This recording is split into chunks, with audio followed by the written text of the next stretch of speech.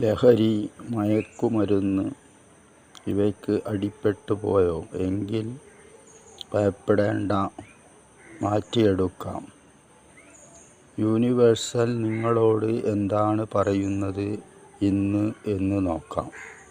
നിങ്ങൾക്ക് ഉണ്ടാകുന്ന ശൂന്യതാബോധം ആദ്യം ദൂരെ കളയുക. സുഖത്തിനു വേണ്ടിയുള്ള നിങ്ങളുടെ ഉള്ളിൽ നിന്ന് വരുന്ന ആ ചിന്തയെയും ദൂരെ കളയുക. ശൂന്യതയിൽ നിങ്ങൾ മഹാദേവ ഭക്തി അഥവാ ഈശ്വര പ്രേമം കൊണ്ട് നിറക്കുക.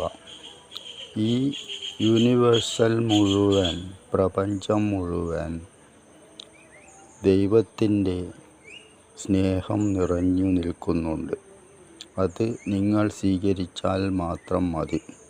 എങ്ങനെ സ്വീകരിക്കും? ഈശ്വര സ്മരണയോടെ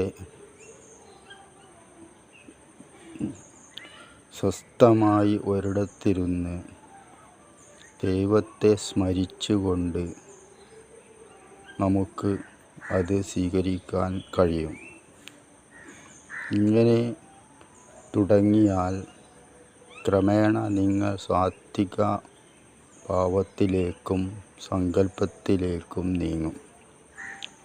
പ്രഭാതത്തിലും സായാഹ്നത്തിലും ശിവപാർവതി കുടുംബത്തിൻ്റെ ഫോട്ടോ വെച്ച് ഭക്തിയോടെ സ്മരിച്ച് ധ്യാനനിരതനായി കുറച്ചു സമയം നിൽക്കുക. ഇത്രയും തുടക്കത്തിൽ മതി. ബാക്കി എല്ലാം ക്രമേണ വന്നുകൊള്ളും. പറ്റുമെങ്കിൽ വെജിറ്റേറിയൻ ഫുഡ് സ്വീകരിക്കുന്നതും വളരെ നല്ലതായിരിക്കും.